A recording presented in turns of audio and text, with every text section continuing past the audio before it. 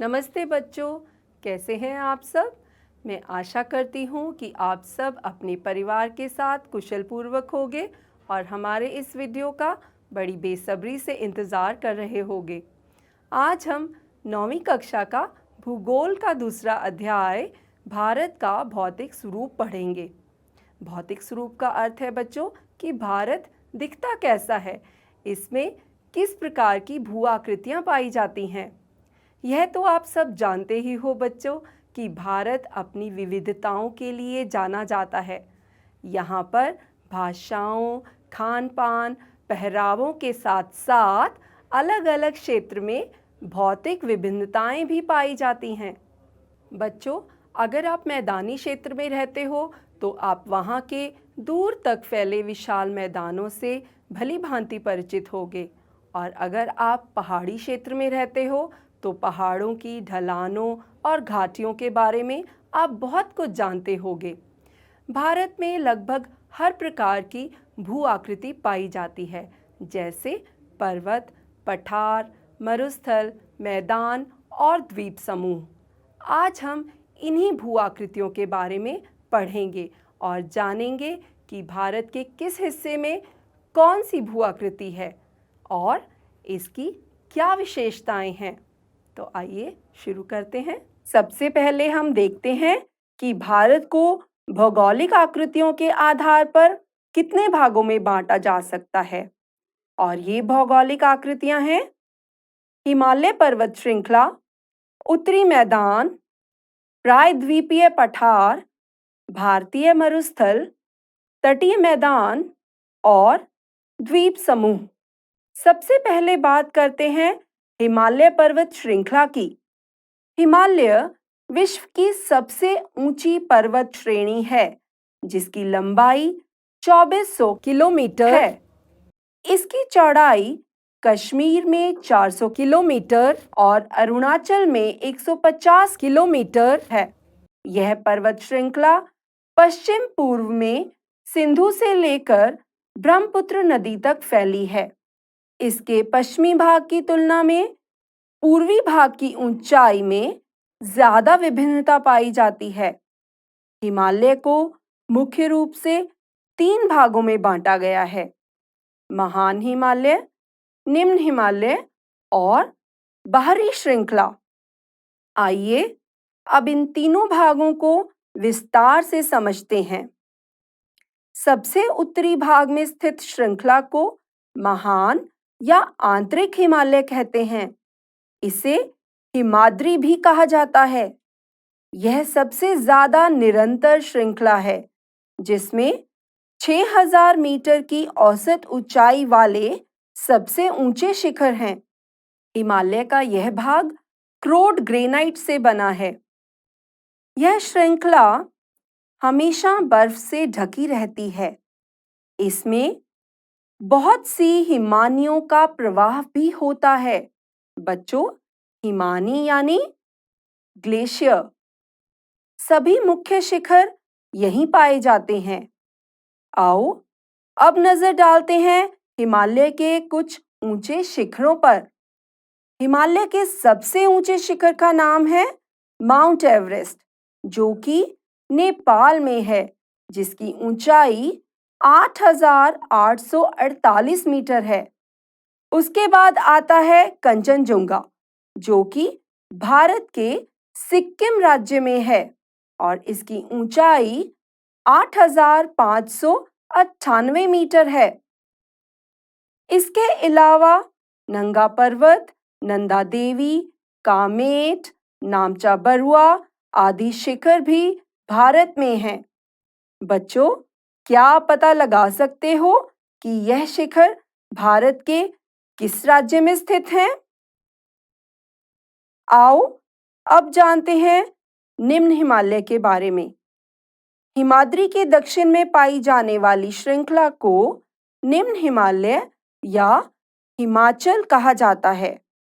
इनकी ऊंचाई 3700 मीटर से 4500 मीटर और औसत चौड़ाई 50 किलोमीटर है। यहाँ पर पीर पंजाल, धौलाधार और महाभारत श्रृंखलाएं पाई जाती हैं, जिनमें से पीर पंजाल श्रृंखला सबसे लंबी और सबसे महत्वपूर्ण है। इसी श्रृंखला में कश्मीर की घाटी और हिमाचल के कुल्लू और कांगड़ा की घाटियां भी हैं। अब जानते हैं हिमालय की बाहरी श्रृंखला के बारे में।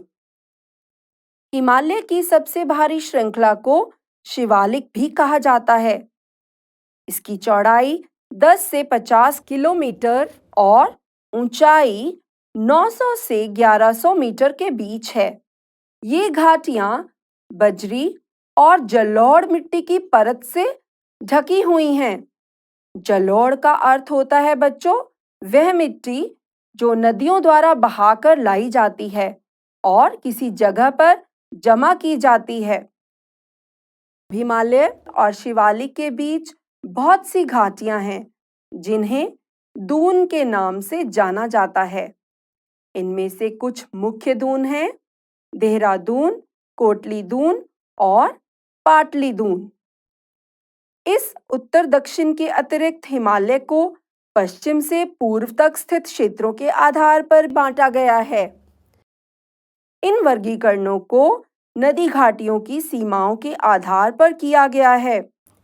इस तरह से हिमालय को 4 भागों में बांटा गया है: पंजाब हिमालय, कुमाऊं हिमालय, नेपाल हिमालय और असम हिमालय। उदाहरण के लिए सतलुज और सिंधु के बीच स्थित हिमालय के भाग को पंजाब हिमालय कहते हैं, लेकिन पश्चिम से पूर्व तक क्रमशः इसे कश्मीर और हिमाचल हिमालय के नाम से भी जाना जाता है। सतलुज और काली नदियों के बीच स्थित हिमालय के भाग को कुमाऊं हिमालय के नाम से भी जाना जाता है। इसी तरह काली और तिस्ता नदियों के बीच नेपाल हिमालय है और तिस्ता और दिहांग नदियों के बीच असम हिमालय पड़ता है।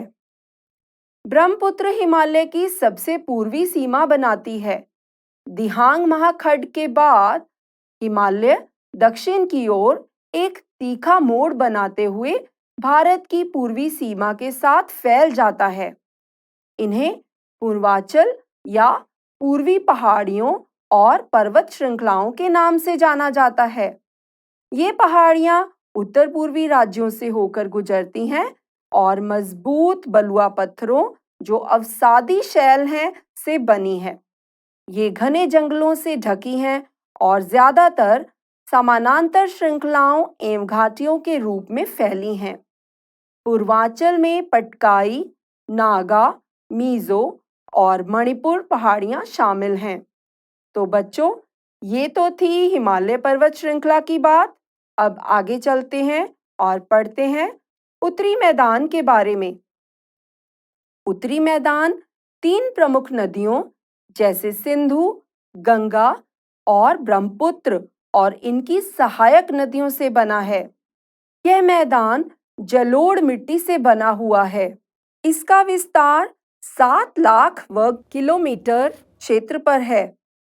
इस मैदान की लंबाई 2400 किलोमीटर और चौड़ाई 240 से 320 किलोमीटर है। यह सघन जनसंख्या वाला क्षेत्र है। कृषि की दृष्टि से यह भारत का सबसे ज्यादा उत्पादन वाला क्षेत्र है। बच्चों, अब देखते हैं वितरिकाएं क्या होती हैं।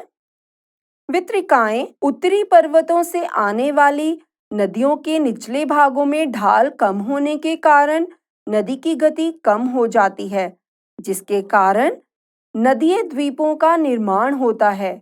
ये नदियां अपने निचले भाग में गाद एकत्र हो जाने के कारण धाराओं में बढ़ जाती हैं। इन धाराओं को वितरिकाएं कहा जाता है। उत्तरी मैदानों को मुख्य रूप से 3 भागों में बांटा गया है, जो इस प्रकार हैं: पंजाब का मैदान, गंगा का मैदान, ब्रह्मपुत्र का मैदान। सबसे पहले पढ़ते हैं पंजाब के मैदान के बारे में। उत्तरी मैदान के पश्चिम भाग को पंजाब का मैदान कहा जाता है। सिंधु और इसकी सहायक नदियों द्वारा बनाए गए इस मैदान का बड़ा भाग पाकिस्तान में है।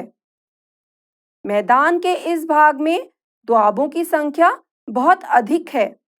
अब बच्चों, दोआब का क्या अर्थ है? इसका अर्थ है दो नदियों के बीच का भाग। यह शब्द दो शब्दों दो और आब से मिलकर बना है। आब का मतलब होता है पानी। बच्चों, क्या आप जानते हो पंजाब भी दो शब्दों से मिलकर बना है? पंज का अर्थ है पांच, आब का मतलब होता है पानी। अब पढ़ते हैं आगे। गंगा का मैदान घग्गर और तीस्ता नदी के बीच है। यह उत्तरी भारत के राज्यों जैसे हरियाणा, दिल्ली, उत्तर प्रदेश, बिहार, झारखंड के कुछ भाग और पश्चिम बंगाल में फैला है। उत्तरी मैदान का तीसरा भाग है ब्रह्मपुत्र मैदान। ब्रह्मपुत्र का मैदान गंगा के मैदान के पश्चिम, विशेषकर असम में स्थित है। आकृतिक विभिन्नता के आधार पर उत्तरी मैदानों को चार भागों में बांटा जाता है। पहले भाग को कहते हैं भाबर मैदान। हिमालय पर्वत से नीचे शिवालिक की ढाल पर बनी 8 से 16 किलोमीटर की चौड़ी पट्टी को ही भाबर कहा जाता है।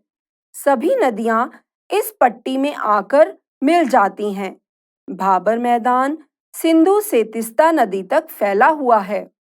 अगला भाग है तराई। भाबर मैदान के दक्षिण में फिर से नदियां निकलती हैं और नम और दलदली क्षेत्र का निर्माण करती हैं। इसे तराई कहते हैं।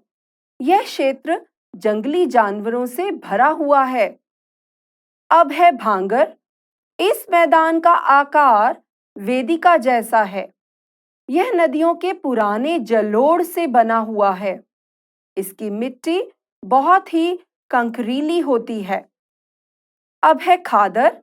यह मैदान नदियों के नए निक्षेप से बनते हैं, यानी नदियों द्वारा लाई गई नई मिट्टी से।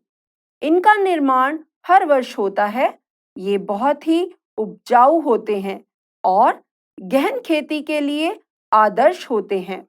आइए अब हम जानते हैं प्रायद्वीपीय पठार के बारे में। सबसे पहले हम ये जानते हैं बच्चों कि प्रायद्वीप किसे कहते हैं।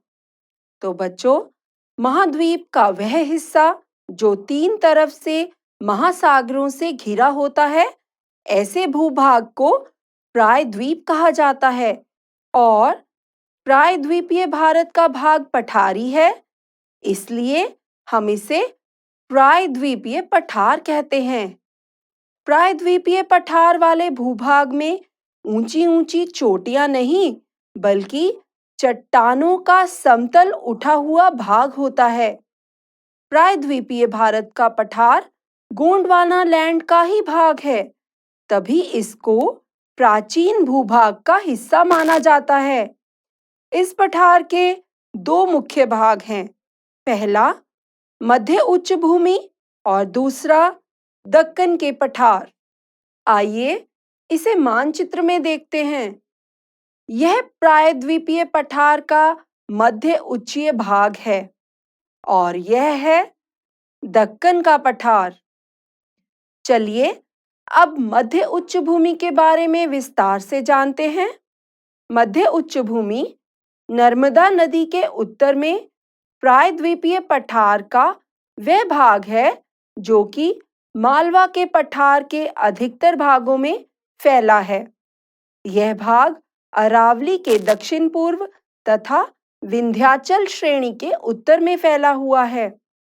अगर पश्चिम में देखें तो यह राजस्थान के बलुई तथा पथरीले मरुस्थल में मिलता है।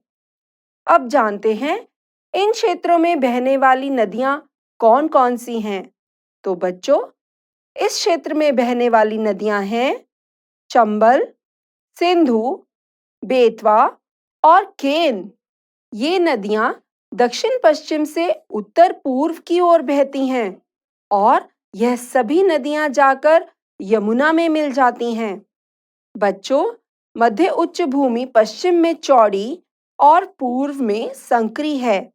इस पठार के पूर्वी विस्तार को बुंदेलखंड या बघेलखंड कहते हैं और पूर्व को छोटा नागपुर का पठार कहा जाता है, जो कि दामोदर नदी द्वारा अपवाहित है, यानी कि अलग किया गया है।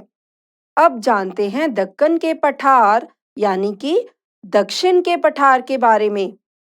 तो बच्चों, दक्षिण के पठार की भौगोलिक बनावट त्रिभुजाकार की है, जैसा कि आपने मानचित्र में देखा। यह पठार नर्मदा नदी के दक्षिण में स्थित है। उत्तर में चौड़े हिस्से या भाग पर सतपुड़ा की श्रृंखला और पूर्व में महादेव, कैमूर की पहाड़ी और मैकाल की श्रृंखला है। बच्चों, यह दक्षिण का पठार पश्चिम में ऊंचा और पूर्व में कम ढाल वाला है। इस पठार का एक भाग उत्तर पूर्व में भी है, जिसे हम मेघालय कार्बी एंगलोंग पठार तथा उत्तर कचार कहते हैं। यह भाग एक भ्रंश यानी फॉल्ट के द्वारा छोटा नागपुर के पठार से अलग हो गया था।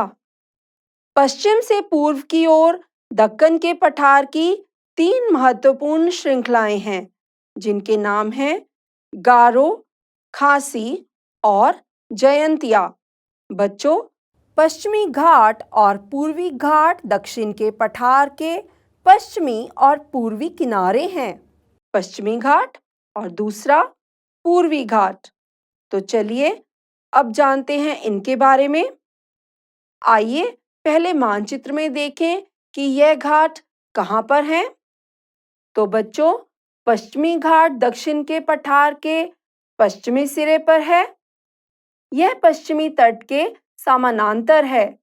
इन्हें हम केवल दर्रों द्वारा ही पार कर सकते हैं, क्योंकि यह निरंतर है। पश्चिमी घाट पूर्वी घाट की अपेक्षा ऊंचे होते हैं। इस घाट की ऊंचाई 900 से 1600 मीटर है। इस घाट में पर्वतीय वर्षा होती है। जब नमी से भरी हवाएं मार्ग में पर्वत आने के कारण ऊपर उठती हैं और संघनन होता है, उस वर्षा को पर्वतीय वर्षा कहा जाता है।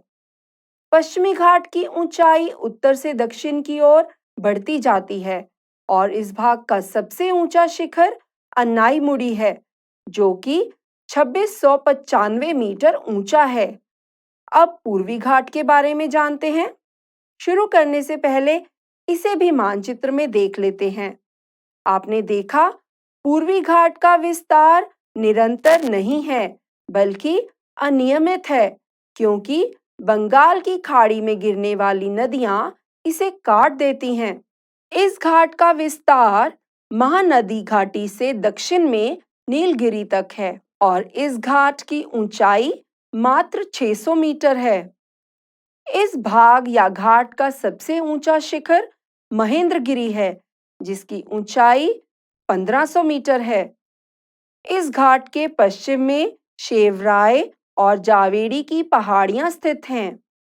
उद्गमंडलम, जिसे ऊंटी के नाम से जाना जाता है, नीलगिरी में स्थित नगर है। यह दक्षिण का प्रसिद्ध पर्वतीय नगर है। प्रायद्वीपीय पठार में काली मृदा यानी मिट्टी पाई जाती है और काली मिट्टी के क्षेत्र को ही हम दक्कन ट्रैप कहते हैं।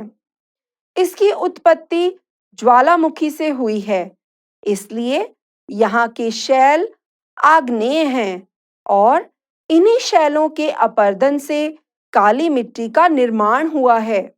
आओ बच्चों, अब हम पढ़ते हैं भारतीय मरुस्थल के बारे में। भारतीय मरुस्थल को थार का मरुस्थल कहते हैं। यह अरावली पहाड़ी के पश्चिमी किनारे पर है। यह बालू के टिब्बों से ढका हुआ है। बालू यानी रेत। यहाँ वर्षा बहुत ही कम यानी 150 मिलीमीटर ही होती है। लूनी इस क्षेत्र की सबसे बड़ी नदी है। यहाँ पर बहुत अधिक क्षेत्र में बालू के टीले पाए जाते हैं, जिन्हें बरकान कहते हैं। अगर आप जैसलमेर जाएं, तो आप वहां बरकान के समूह देख सकते हैं। बच्चों, अब इस मानचित्र को देखो। यहाँ पर हिमालय पर्वत, उत्तरी मैदान, प्रायद्वीपीय पठार, भारतीय मरुस्थल, तटीय मैदान और द्वीप समूह दर्शाए गए हैं। चलिए अब तटीय मैदान की ओर बढ़ते हैं। प्रायद्वीपीय पठार के पूर्व और पश्चिम में स्थित दो संकरे मैदान हैं, जिन्हें पूर्वी तटीय मैदान और पश्चिमी तटीय मैदान कहा जाता है। तटीय मैदान पश्चिम में अरब सागर से लेकर पूर्व में बंगाल की खाड़ी तक फैले हैं। आइए पहले पश्चिम तट के बारे में जानते हैं। यह तट पश्चिमी घाट और अरब सागर के बीच का संकीर्ण मैदान है। इसके उत्तरी भाग को कोंकण, मध्य भाग को कन्नड़ और दक्षिणी भाग को मालाबार तट कहा जाता है। इस तरह यह तट 3 भागों में बांटा गया है। दूसरी ओर है पूर्वी तटीय मैदान। यह भाग चौड़ा और समतल है। इसका उत्तरी भाग उत्तरी सरकार और दक्षिणी भाग कोरोमंडल तट के नाम से जाना जाता है। महानदी गोदावरी, कृष्णा और कावेरी जैसी बड़ी नदियां इस तट पर विशाल डेल्टा बनाती हैं। और बच्चों, ओडिशा में महानदी डेल्टा के दक्षिण में चिल्का झील है, जो भारत की सबसे बड़ी खारे पानी वाली झील मानी जाती है। आइए अब मानचित्र में तटीय मैदान को देखते हैं।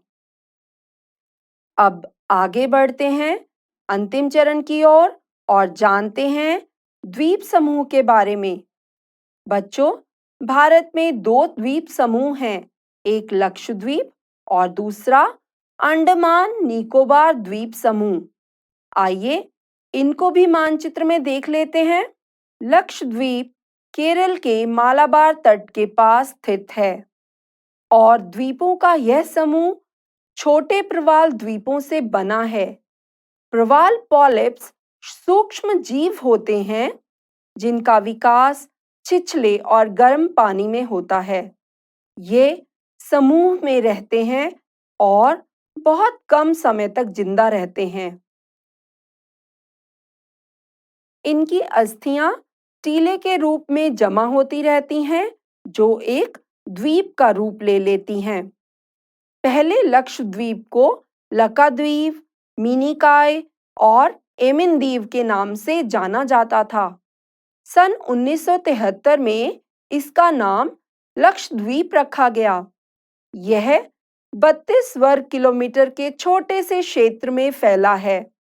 इसका प्रशासनिक मुख्यालय कावारत्ती द्वीप है और इस द्वीप पर पादप यानी पेड़ पौधों और जंतुओं के अनेक प्रकार पाए जाते हैं। यहाँ पिटली नामक द्वीप पर मनुष्य का निवास नहीं है और यहाँ एक पक्षी अभयारण्य भी है, यानी बर्ड सैंक्चुरी। बच्चों, अब बंगाल की खाड़ी में उत्तर से दक्षिण की तरफ फैले द्वीप अंडमान और निकोबार के बारे में जानते हैं। यह द्वीप आकार में बड़े, संख्या में ज्यादा और बिखरे हुए हैं। इस द्वीप समूह को मुख्य रूप से 2 भागों में बांटा गया है, उत्तर में अंडमान और दक्षिण में निकोबार। यह द्वीप हमारे देश की सुरक्षा के लिए भी महत्वपूर्ण है और इस द्वीप पर भी पादप और जंतुओं के बहुत सारे प्रकार पाए जाते हैं। इस द्वीप की खास बात यह है बच्चों कि भारत का एकमात्र सक्रिय ज्वालामुखी इसी द्वीप समूह के बैरन नामक द्वीप पर स्थित है। इसी के साथ यह अध्याय यहीं खत्म होता है। मुझे उम्मीद है ये आपको अच्छे से समझ आ गया होगा। अब समय है कुछ प्रश्न देखने का और उनके उत्तर देने का। तो चलिए शुरू करते हैं। भारत के पूर्वी भाग में स्थित पर्वत श्रेणियों का क्या नाम है? और आपके विकल्प हैं हिमाचल, उत्तराखंड, पूर्वांचल या शिवालिक। और सही विकल्प है पूर्वांचल। दूसरा प्रश्न है निम्न हिमालय और शिवालिकों के बीच स्थित घाटियों को क्या कहते हैं? आपके विकल्प हैं दून, हिमाचल, पूर्वांचल या प्रायद्वीप। और सही विकल्प है दून। और अब तीसरा प्रश्न, भारत का सबसे ऊंचा पर्वत शिखर कौन सा है? नीलगिरी, माउंट एवरेस्ट, कंचनजुंगा या नंगा पर्वत। और सही विकल्प है कंचनजुंगा। अगला प्रश्न है, उस भारतीय राज्य का नाम बताइए जहां कंचनजुंगा स्थित है। और आपके विकल्प हैं उत्तराखंड, ओडिशा, सिक्किम या असम। और सही विकल्प है सिक्किम। अगला प्रश्न है, दोआब शब्द से आपका क्या तात्पर्य है? और विकल्प हैं दो शहरों के बीच का स्थान, दो नदियों के बीच का स्थान, दो गांवों के बीच का स्थान या दो पहाड़ों के बीच का स्थान। और सही विकल्प है दो नदियों के बीच का स्थान। बहुत अच्छे। अब देखते हैं अगला प्रश्न, बाढ़ के मैदानों के नए छोटे निक्षेपों को क्या कहा जाता है? आपके विकल्प हैं खादर, तटीय मैदान, भांगर या तराई।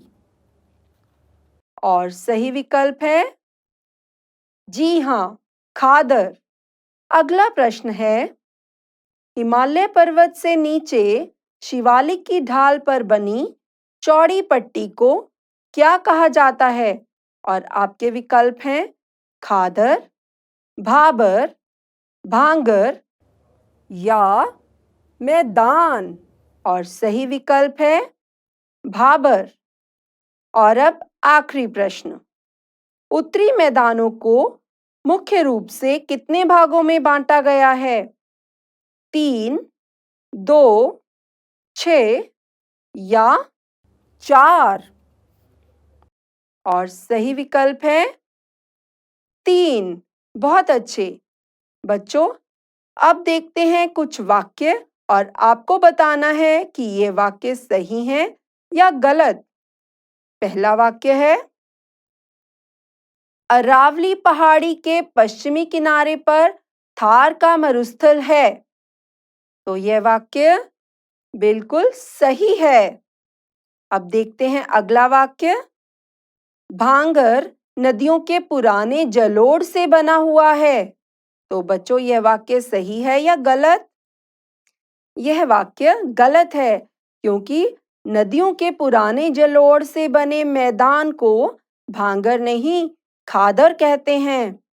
अब देखते हैं अगला वाक्य, जो भूभाग तीन ओर से महासागर से घिरा हो उसे द्वीप कहते हैं। तो बच्चों, यह वाक्य सही है या गलत? यह वाक्य गलत है, क्योंकि तीन ओर से महासागर से घिरे भूभाग को द्वीप नहीं, प्रायद्वीप कहते हैं। अब देखते हैं अगला वाक्य, मध्य उच्च भूमि के पूर्वी पठार को बुंदेलखंड के नाम से जाना जाता है। और यह वाक्य बिल्कुल सही है। अब देखते हैं अगला वाक्य क्या है, पश्चिमी घाट में सबसे ऊंचा शिखर महेंद्रगिरी है। तो बच्चों, यह वाक्य सही है या गलत?